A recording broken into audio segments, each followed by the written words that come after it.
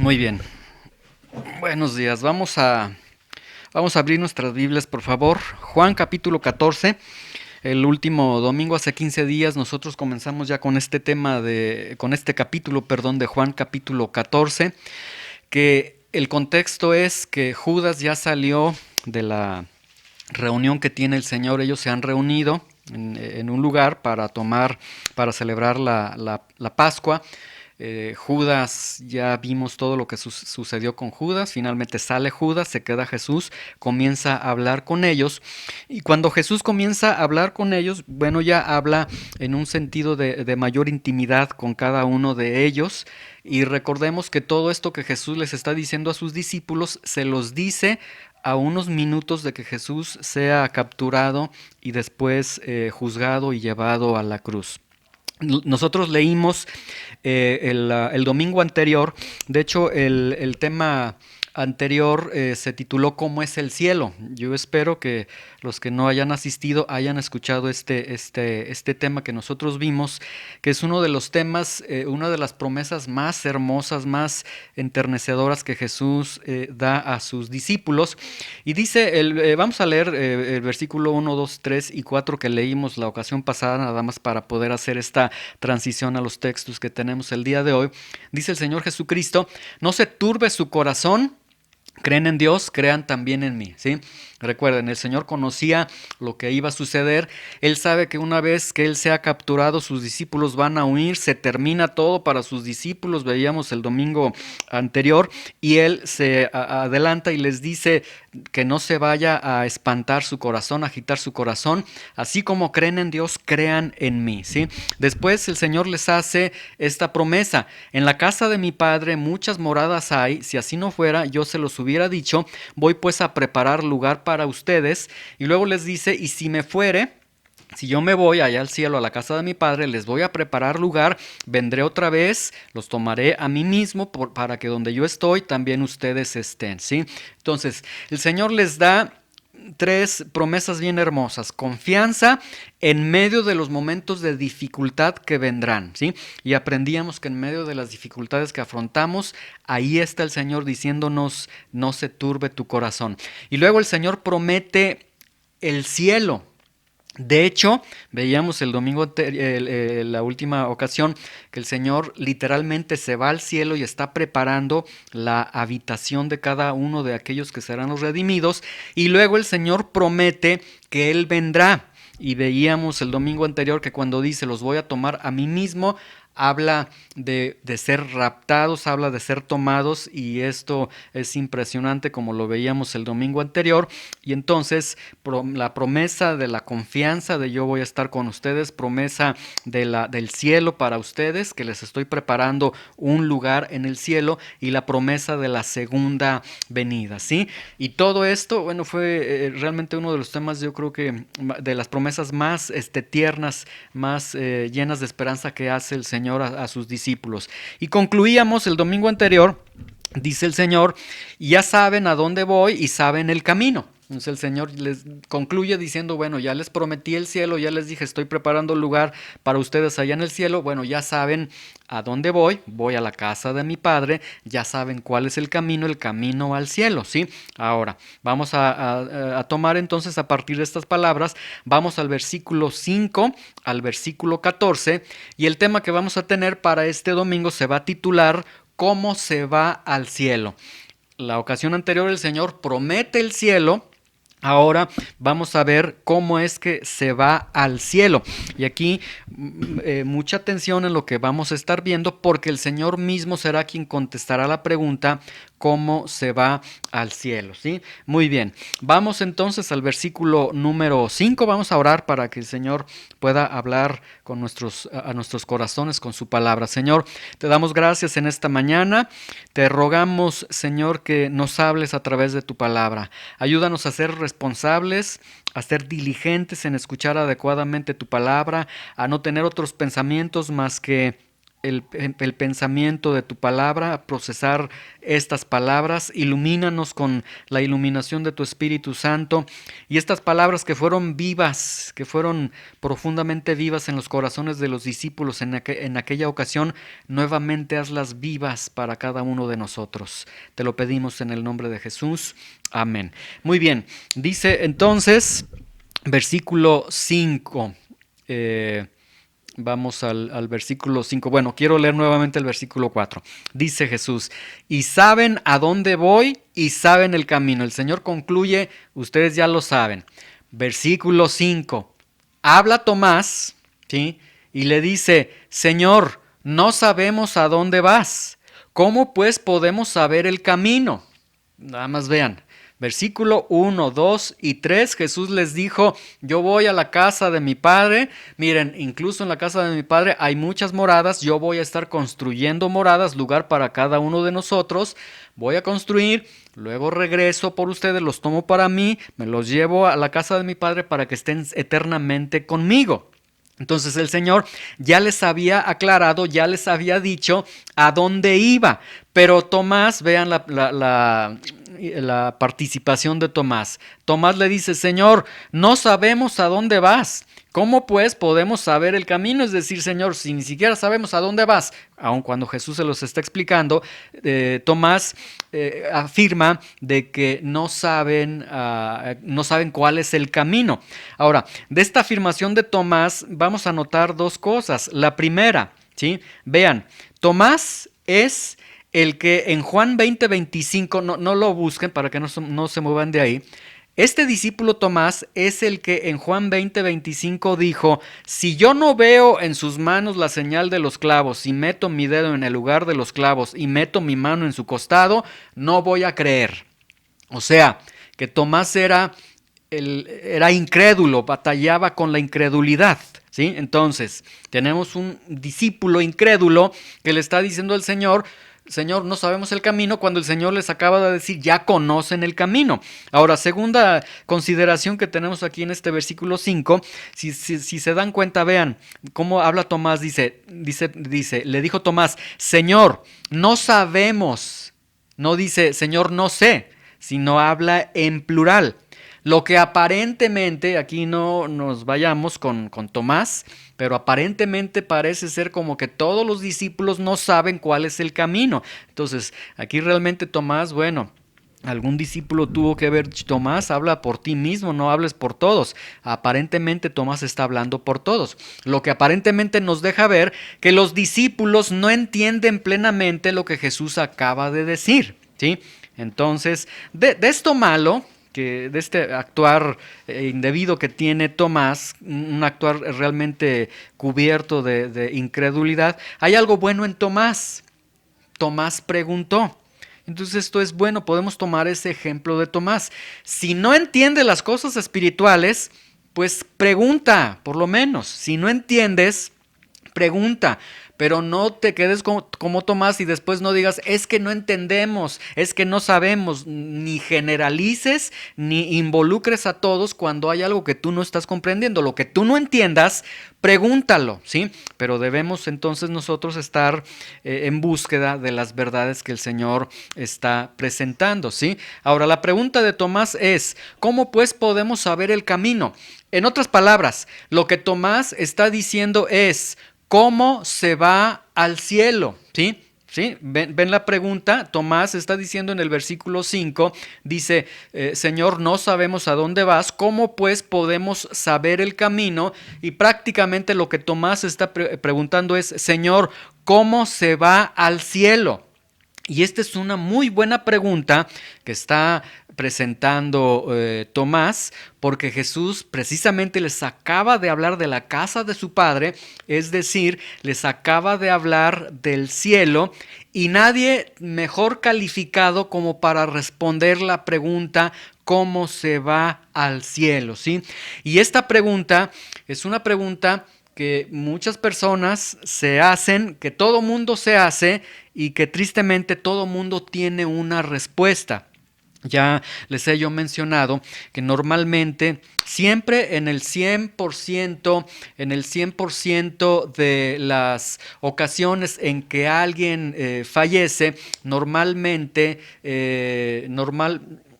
en el 100% de las ocasiones que alguien fallece, tú le preguntas a alguien, oye, ¿cómo está tal persona? Ah, ya falleció, pero ya está descansando, ah, ya se fue al cielo. ¿Y cuáles son las razones, cuáles son los argumentos que ellos te dan para decir, es que esa persona ya se salvó? Es su religión, es que está realizando ciertas ceremonias, es que hizo tal ritual, etcétera, y ellos te dan la respuesta de que sus seres queridos ya están al cielo, o sencillamente es que si tú crees que él se fue al cielo, se va al cielo, es que cuando se mueren todos se van al cielo. Bueno, vamos a ver la respuesta que da el que está en la casa del Padre, el que está en el cielo, el que va a descender del cielo, el que tiene toda la autoridad para decir cómo se va al cielo, ¿sí? Vean el versículo 6. Jesús le dijo, yo soy el camino y la verdad y la vida, nadie viene al Padre sino por mí. Ahora quiero que vean aquí nuevamente, vamos a anotar, vean, entre el versículo 5, Tomás dice, no sabemos. Versículo 6, vean que Jesús le dice, vean que dice, Jesús le dijo, no dice Jesús les dijo. Es decir, Jesús particulariza la respuesta a Tomás. Entonces esto nos deja ver que ese problema de incredulidad es de Tomás y le dice, mira Tomás, yo soy el camino, yo soy la verdad, yo soy la vida, nadie viene al Padre sino por mí, ¿sí? Ahora, la respuesta de Jesús viene en tres partes. Mucha atención con esto, en tres partes. Y esto tiene que ver con cada uno de nosotros, ¿sí? Para que nos quitemos cualquier idea errónea de cómo se va al cielo. Y en verdad yo quisiera pedir a Dios que derribe cualquier idea falsa, equivocada de ir al cielo, porque si nos apoyamos en una idea errada de ir al cielo, la cual no es la que Jesús va a contestar, seguramente no irás al cielo, irás al infierno, irás a la perdición eterna, ¿sí?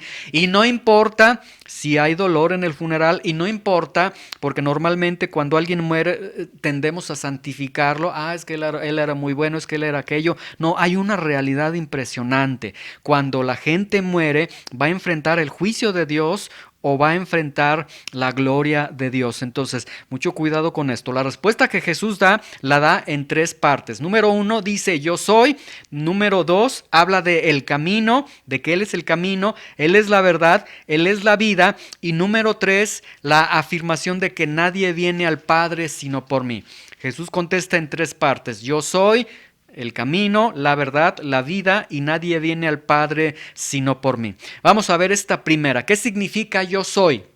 Cuando Jesús dice yo soy, utiliza en el original griego los términos ego eimi, que significa, y que Jesús lo está utilizando de una manera con toda autoridad, porque el decir ego eimi, el decir yo soy, Jesús lo que está haciendo una referencia al yo soy que se usaba en el Antiguo Testamento, y el yo soy del Antiguo Testamento, de acuerdo al libro de Éxodo, es Dios mismo. Cuando Moisés le dice a Dios, ¿cuál es tu nombre? Para darles el nombre de quien me está mandando, les dice, diles que yo soy. Entonces, cuando Jesús dice yo soy, lo que está sucediendo aquí es, número 1, que Jesús se está identificando como Dios. Entonces, primera observación, ¿cómo se va al cielo? Dios reconoce a Jesús como Dios, ¿sí? La respuesta entonces a esta pregunta, ¿cómo se va al cielo? Es Dios mismo quien la tiene que dar, ¿sí? Entonces, el día de mañana, cuando en un funeral una persona dice, mi ser querido sí se fue al cielo porque hicimos esto, le estamos haciendo estas ceremonias, esto y aquello. No, no, no, no, no. El que tiene la autoridad para decir quién va al cielo, quién no va al cielo, qué es el cielo, cómo es el cielo, es Dios mismo, no la persona. Entonces aquí, discúlpeme, usted no tiene autoridad para poder decir, usted no sabe si su ser querido fue al cielo o no. Número 2, este ego eimi, este yo soy, se habla o identifica a Jesús como Dios, pero Jesús siendo Dios como la satisfacción de las necesidades básicas del hombre, ¿sí?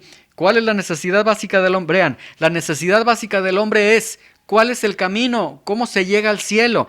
Esta es la necesidad más básica que debería de ser para el hombre. No qué voy a comer, qué voy a trabajar, qué me voy a vestir, sino a dónde me voy cuando voy a morir. Esta sería la necesidad más básica del ser humano. Y toda la satisfacción de las necesidades básicas del ser humano se encuentran satisfechas solamente en Jesús. Entonces Jesús es la respuesta a las necesidades básicas del hombre. Ahora, en este tenor de Jesús siendo Dios, después él dice: yo soy el camino, yo soy la verdad y yo soy la vida.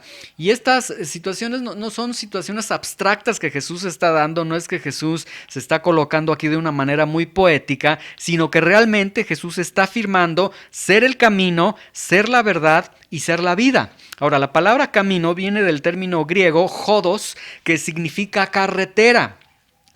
Para un judío, la palabra camino era muy importante porque a lo largo de todo el Antiguo Testamento siempre se habla del camino, que deben de andar por mi camino, que voy a guardar mi palabra para guardar tu camino, encamíname en tus veredas, en tu camino, etc. Y para un judío siempre tenían la noción del camino, un camino que los llevaba hacia la dirección con Dios. Pero en este momento Jesús les dice: yo soy el mismo camino. Entonces Jesús sorprende a su audiencia, a estos discípulos que lo están escuchando, porque ellos como judíos entienden que hay un camino, es decir, hay una serie de pasos que tenemos que seguir para llegar a Dios. Entonces ellos entienden, bueno, debe existir una serie de pasos para llegar al cielo, pero se sorprenden de que Jesús, cuando les contesta, les dice: no hay camino para el cielo.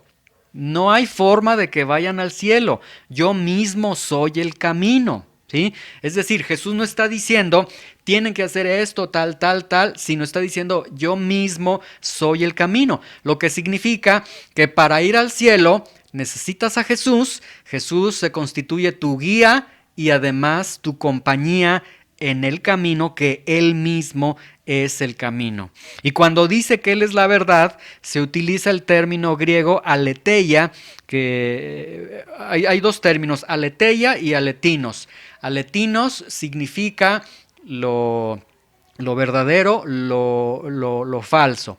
Pero la palabra aletheia, que es la que está utilizando aquí el Señor Jesús, nos habla de lo veraz contra lo irreal, de lo real contra lo irreal. Entonces, cuando Jesús dice: yo soy la verdad, Él está diciendo: yo soy la realidad, yo soy la encarnación de la verdad de Dios, de la realidad de Dios. Vamos, pongan un separador ahí para ir rápidamente a Hebreos capítulo 1, versículo 3, para poder entender en qué sentido Jesús es la verdad. Hebreos capítulo 1, 3 es el Evangelio de Juan donde nos quedamos hacia adelante, no hacia atrás sería el Antiguo Testamento, hacia adelante, y ahí van a encontrar el libro de Hebreos. Vamos al capítulo número 1, versículo 3, ¿sí? ¿Listos? Hebreos 1, 3 dice: el cual, siendo el resplandor de su gloria y la imagen misma de su sustancia.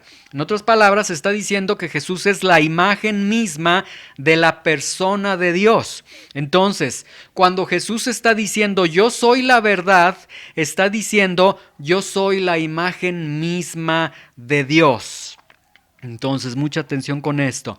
Si Jesús está diciendo yo soy la imagen misma de Dios, y recuerden, Él se lo está diciendo a discípulos que vivían en un judaísmo, entonces está diciendo el sistema de judaísmo no es la imagen de Dios, la religión no es la imagen de Dios, yo soy la imagen de Dios. Entonces, fuera de Jesús, quien es la realidad de Dios, no hay forma de ir al cielo. Y aquí se descarta entonces judaísmo, sectas, religiones, cualquier religión que tú quieras poner, ninguna religión te lleva al cielo, porque Jesús está diciendo yo soy la verdad. Y luego Jesús dice yo soy la vida. Vamos a regresar nuevamente a Juan 1:4, a Juan 14, por favor. Y dice Jesús, yo soy la vida. La palabra vida que se está utilizando aquí es el término griego zoe, que significa una vida sobrenatural. Es decir, este término zoe habla de la vida de Dios o la vida regenerada. Dice Juan 1:4, en él estaba la vida y la vida era la luz de los hombres. Entonces, cuando Jesús dice, yo soy la vida, lo que Jesús está diciendo, yo soy el único que tiene la facultad, el poder para otorgar vida eterna a las personas. Y si otorga vida eterna, entonces está otorgando vida eterna a aquellos que están muertos eternamente, ¿sí? Entonces, vemos que solamente es Dios, solamente Jesús es el camino, solamente Jesús es la realidad de Dios y solamente Jesús es quien da vida eterna. Entonces, ¿cómo se va al cielo? Solamente a través de Jesús, quien es Dios, quien es el camino, quien es la verdad y quien es la vida. Y esto entonces está implicando que cada uno de nosotros necesitamos a Dios. Cada uno de nosotros necesitamos el camino, cada uno de nosotros necesitamos la realidad de Dios y cada uno de nosotros necesitamos vida eterna. Lo que implica que no tenemos a Dios, que no estamos en el camino, que vivimos en la irrealidad de Dios y que no tenemos vida eterna, ¿sí? Nuevamente se los repito. El hombre, el ser humano, entonces no tiene a Dios, ¿sí? Y vean qué situación tan lamentable. No tiene a Dios y no se va en dirección a Dios. No tiene el camino, tiene muchos caminos, pero para el cielo no hay muchos caminos. Para el cielo existe el camino. No, el hombre vive en una irrealidad de Dios, prefiere vivir en un Dios producido bajo su propia concepción, un Dios que piensa, Dios es como yo, Dios va a entender cómo soy yo, Dios va a entender que yo cuando escucho su palabra, yo no pongo atención en su palabra, Dios lo va a entender porque Él es como yo. No, vivimos en la irrealidad de Dios y no tenemos vida eterna. Pero ante estas carencias, Dios provee el camino para ir al cielo, ¿sí? Y luego, el tercer punto dice, nadie viene al Padre sino por mí, ¿sí? Ahora, el sentido de nadie viene al Padre sino por mí es porque, vean el versículo 2 del capítulo 14, Jesús ya había mencionado, en la casa de mi Padre muchas moradas hay, es decir, habla de la casa de su padre como el cielo. Ya habíamos explicado que esta palabra moradas implica familia o implica una casa. Entonces, allá en el cielo, allá en la familia de Dios, nadie viene, nadie va al cielo si no es a través de mí. Entonces lo que Jesús está diciendo es que la única forma de ir al cielo es a través de Jesús. Si la persona no tiene a Jesús como Dios, como el camino, como la verdad y como la vida, esa persona eternamente está perdida, no está con el Señor, ¿sí? No importa si le hicieron sus ceremonias, no importa si hizo buenas obras, no importa nada. Yo ya les decía en algunas enseñanzas, el hombre es tan soberbio que el hombre juega muchas veces con su eternidad porque apuesta toda su confianza en su religión, en sus obras, en lo que él dice, en sus filosofías, pero qué chascos se llevarán el día que abran sus ojos después de que han muerto en esta tierra. Entonces, esto nos deja ver que Jesús es importante para el ser humano. Vean, en este momento les estoy hablando de lo más importante para el ser humano. Y puede ser que ni lo estén captando, puede ser que les esté aburriendo o puede ser que no lo estén considerando, lamentable para ustedes, pero considerar a Jesús es considerar la eternidad. Jesús es cuestión de eternidad.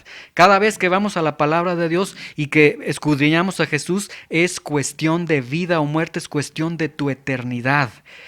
Y qué misericordioso es Dios que nos permite cada domingo escudriñar acerca de Jesús. El día de mañana, que no sea demasiado tarde, abras los ojos y digas, cómo quisiera que se me predicara otra vez a Jesús, será demasiado tarde. Cristo es cuestión de eternidad. Lo que estamos hablando es cuestión de eternidad. Por lo tanto, seamos reverentes, seamos disciplinados, atendamos nuestra propia eternidad. Si no atiendes tu propia eternidad, no podemos ya hacer más por ti realmente. Vamos al versículo 7.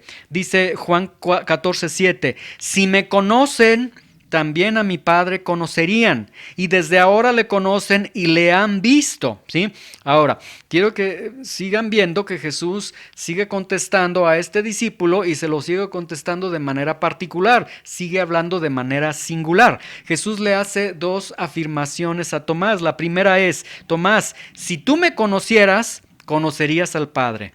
Pero luego le hace otra afirmación: desde ahora conoces al Padre y le has visto. Vamos a ver en el sentido en que se lo dice. Primero, Tomás, si me conoces, si me conocieras, conocieras al Padre. ¿Qué significa esto?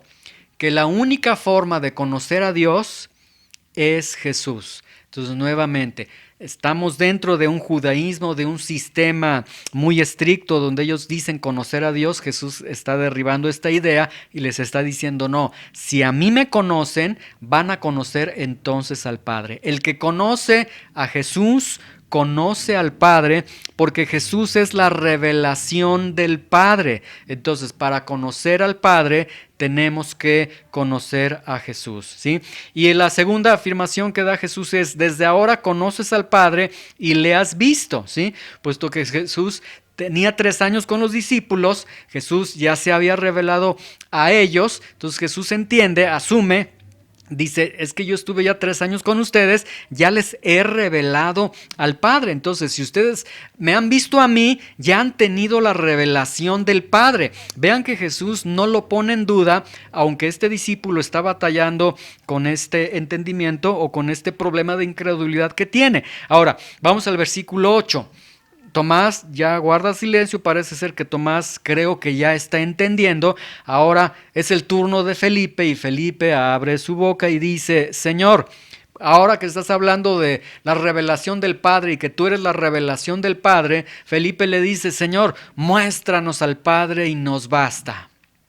Y nuevamente, bueno, ahí Jesús es muy paciente con sus discípulos. Bueno, Felipe, acabo de decir que yo soy la revelación del Padre. Acabo de decir que por cuanto yo he estado con ustedes todo este tiempo, ya han visto la revelación del Padre, ya han visto al Padre. ¿Cómo es posible que Felipe pide una revelación del Padre? Vean el versículo 9.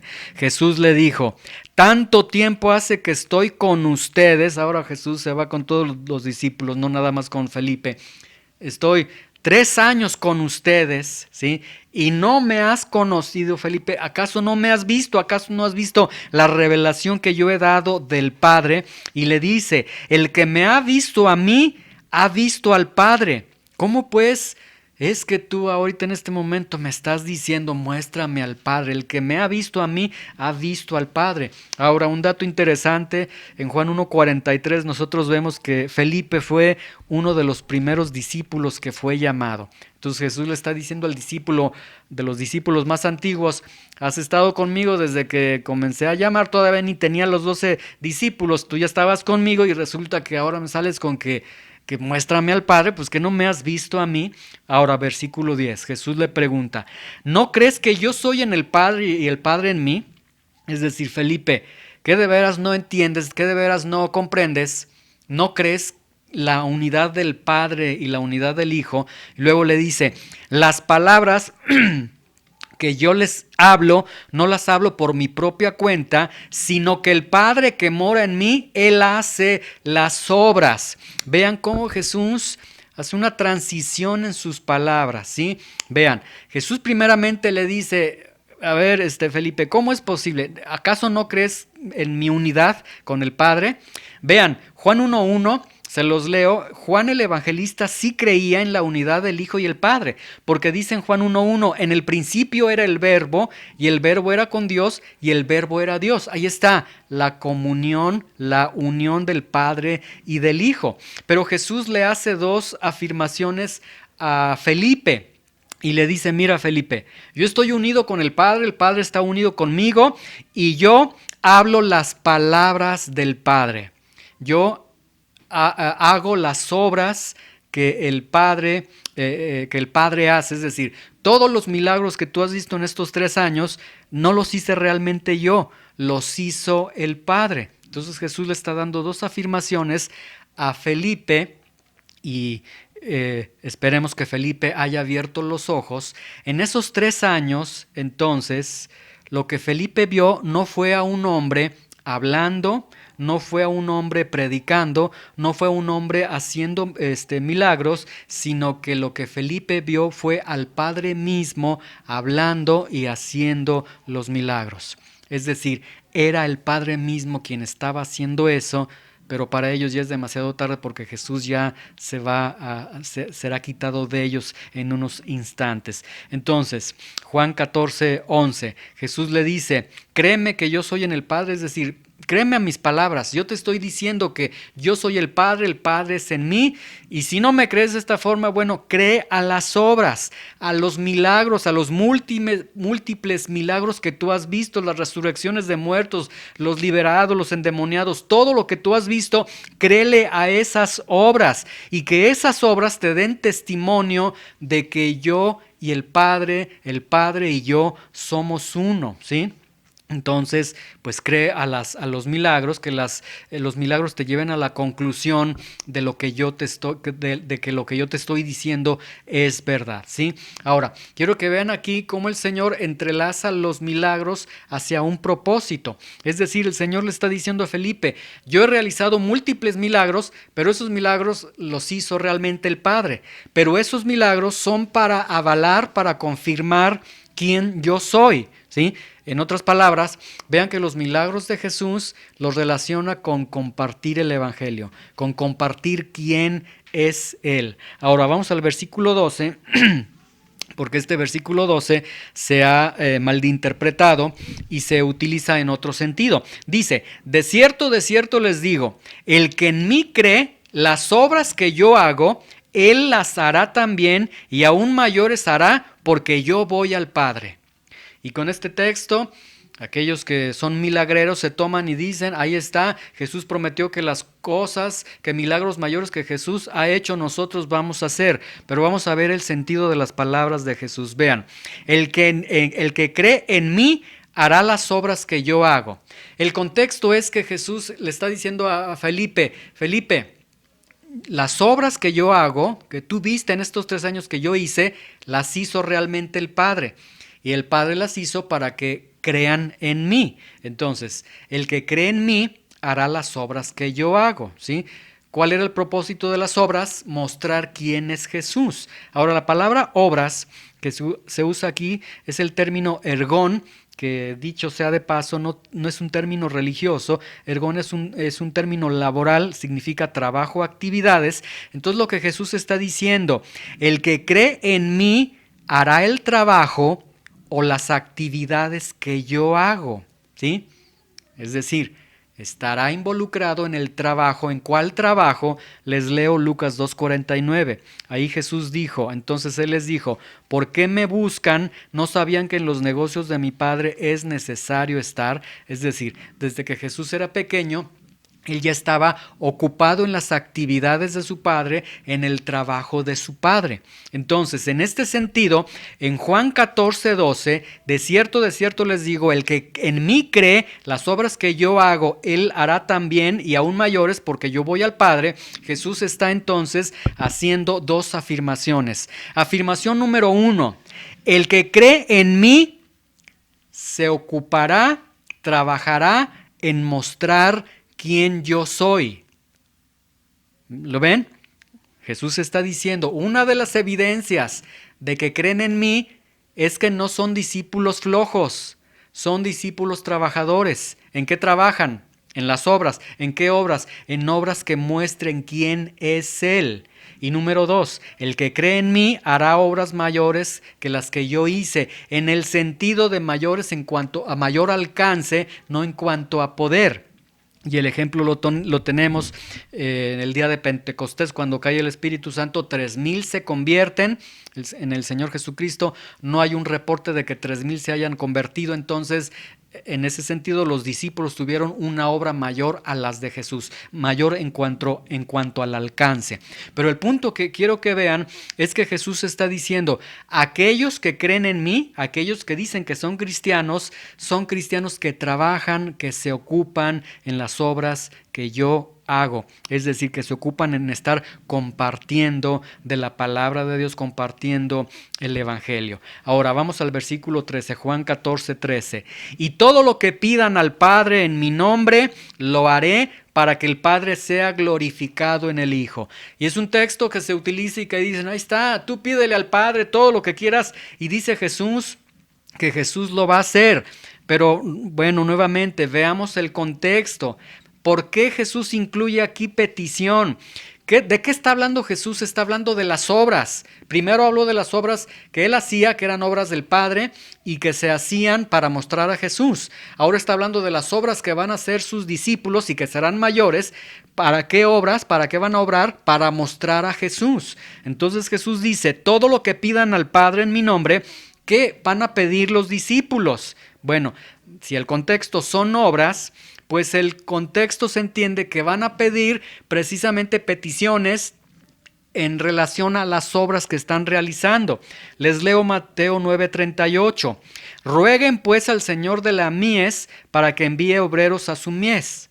Entonces, vemos que en la obra misionera, en la obra de esparcir el evangelio, impera la oración, impera la petición, Señor, envía obreros. Y una vez que Dios envía obreros, Señor, sostén a los obreros. Y una vez que están sostenidos los obreros, dale sabiduría a los obreros. Es decir, está la petición, está el depender de Dios. Entonces, y todo lo que pidas al Padre en mi nombre, todas esas peticiones se entienden, todo lo que pidas en relación a estar trabajando para el reino, el Padre, dice Jesús, yo lo haré para que el Padre sea glorificado en el Hijo, ¿sí?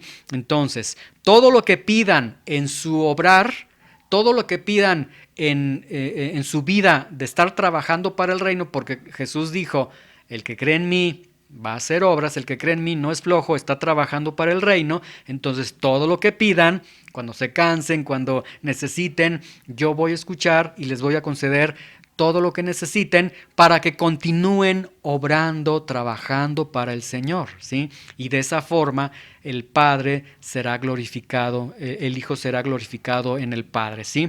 Ahora, 1 Corintios 15:58, vean, Pablo lo dice de otra forma. Así que, hermanos míos amados, estén firmes y constantes, creciendo en la obra del Señor siempre. ¿Cuál es la obra del Señor? Compartir el Evangelio, compartir la palabra de Dios, sabiendo que su trabajo en el Señor no es en vano. Entonces, nuevamente vemos que el cristiano se está ocupando en el trabajo de la obra de Dios, ¿sí? Ahora, Juan 14:14, el último texto que tenemos para este domingo. Si algo piden en mi nombre, yo lo haré, ¿sí? El contexto en el versículo anterior tenía que ver con peticiones que tienen que ver con el obrar. Obras que tienen que ver con mostrar a Jesús. Ahora el Señor hace un segundo énfasis. Si algo piden en mi nombre, yo lo haré. Entonces, vemos que por contexto se refiere a las obras, pero este segundo énfasis nos deja ver algo ya muy importante, muy alentador. Jesús les está diciendo, miren, yo me voy, ya no voy a estar con ustedes, pero ustedes continúen orando al Padre, ¿sí? De hecho, Jesús les enseñó a sus discípulos orar al Padre y les está diciendo, y en esas oraciones que ustedes le formulen al Padre, ¿sí? Dice, si algo piden en mi nombre, yo lo haré. Es decir, que todas sus oraciones sean en el nombre de Jesús. No significa que al final de la oración digas, en el nombre de Jesús, y se hace, Señor, quiero esto en el nombre de Jesús. No es una fórmula mágica, sino que todas las peticiones que tú hagas al Padre conforme al carácter de Jesús, Jesús dice, yo voy a interceder y yo voy a hacer que el Padre les dé esas peticiones, ¿sí? Dice un teólogo, ¿cómo sabemos cuáles son estas oraciones que son conforme al nombre de Jesús? Y es pedirle, dice, es pedirle algo que Jesús mismo estuviera pidiendo, que Jesús mismo estuviera deseando. Entonces, todas las peticiones que tú hagas, Señor, dame de comer, dame un trabajo, dame esto, dame la capacidad para aquello, y todo ello, si Jesús estuviera orando esa oración, ten la seguridad de que el Padre va a contestar esa oración. Muy bien, vemos entonces aquí varios puntos. ¿Qué aprendemos? Antes de cerrar, antes de ir a los puntos de reflexión que aprendemos, vemos aquí algo muy importante. Si algo piden en mi nombre, yo lo haré. Es decir, necesitamos pedir conforme a la voluntad de Jesús, conforme al carácter de Jesús. Y esto nos deja ver algo muy importante. Necesitamos doctrina para orar. Si no conocemos la Biblia, no vamos a conocer la voluntad de Dios, no vamos a conocer el carácter de Jesús, y por lo tanto nuestras oraciones no van a ser en el nombre de Jesús, y por lo tanto nuestras oraciones ten la seguridad de que Dios no las va a escuchar, ¿sí? Es importante conocer la palabra de Dios, porque la palabra de Dios nos enseña cómo es Dios, cuál es su voluntad, y en base a su voluntad y en base al conocimiento que tenemos de Él, nosotros oramos, ¿sí? Y vemos un segundo punto: Jesús es nuestro intercesor.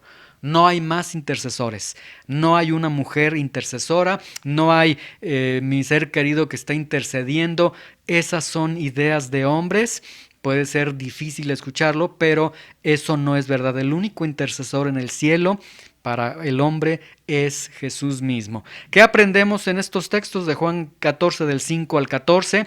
¿Qué aprendemos? Aprendemos por lo menos cuatro realidades. Número 1, existe solamente un camino al cielo. ¿Sí? Solamente existe un camino al cielo. ¿Cuál es ese camino? Jesús es el camino. Jesús es la verdad, Jesús es la vida, Jesús es el camino al cielo, Jesús es la realidad de Dios. Solamente Él te va a presentar la realidad de Dios. Jesús es la vida de Dios. Solamente Jesús te puede dar vida, ¿sí? Fuera de Él no lo hay. Fuera de Él estarás en tu soberbia, estarás en tus propios pensamientos, no vas a tener vida, no vas a tener camino al cielo, no habrá la realidad de Dios en tu vida. Aprendemos también, número 3, que el que cree en Jesús se ocupa en las obras del reino, en el trabajo del reino. Y el trabajo, las obras del reino son aquellas obras que no necesariamente tienen que ser grandes milagros, obras que muestren quién es Jesús. Y la pregunta aquí sería para cada uno de nosotros: ¿tú que dices que crees en Jesús, estás trabajando en la obra? Háganse esa pregunta, ¿sí? Si no estás trabajando en la obra de Dios, lo más seguro es que no eres cristiano.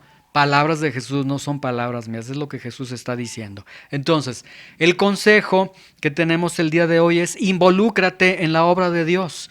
No seas flojo, no seas perezoso, no seas arrogante, involúcrate en el trabajo del reino de Dios. ¿Cómo podemos involucrarnos en el trabajo del reino de Dios? Inicia involucrándote en tu propia iglesia local, en tu propio grupo. ¿Sí? Inicia diciendo: aquí en este lugar, ¿qué puedo hacer en cada reunión? Yo quiero servir, ¿en qué puedo servir? Inicia sirviendo, involúcrate.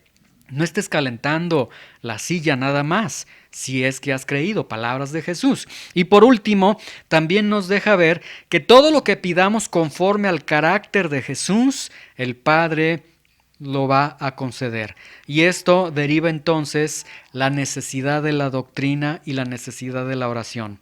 Necesitamos entonces dos cosas. Antes de orar necesitamos conocer la Biblia.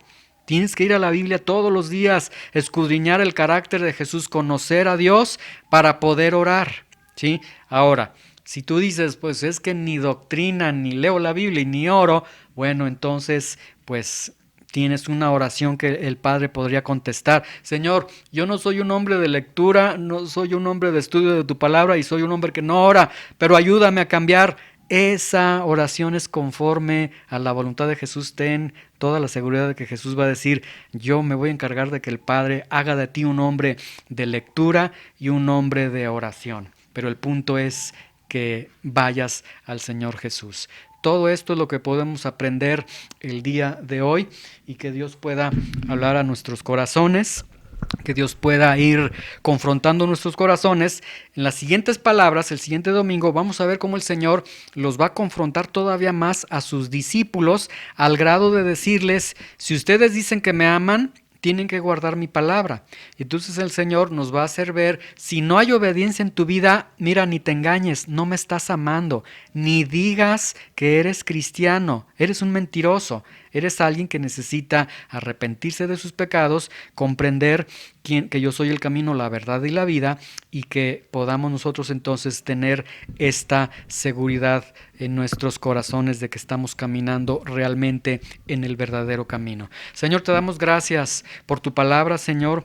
Yo te ruego que tú hables a los corazones de tus hijos, Señor, de aquellos que tú has escogido, de aquellos que son verdaderos hijos tuyos, que los lleves a un arrepentimiento si es necesario, que podamos entender que cada vez que hablamos de Jesús estamos hablando de la eternidad, y que, Señor, si en los momentos en que se está predicando a Jesús nosotros no estamos poniendo atención ni siquiera a nuestra propia eternidad, Señor, en verdad sacude entonces a las personas que están en esa situación y llévalo, Señor, a una necesidad máxima de ti, a una necesidad de cuánto te necesitan, Señor. Ayúdanos a escuchar tu palabra, ayúdanos a ser confrontados con tu palabra, y que tu palabra pueda producir cambios en nuestros corazones, Señor. En el nombre de Jesús te damos gracias. Amén.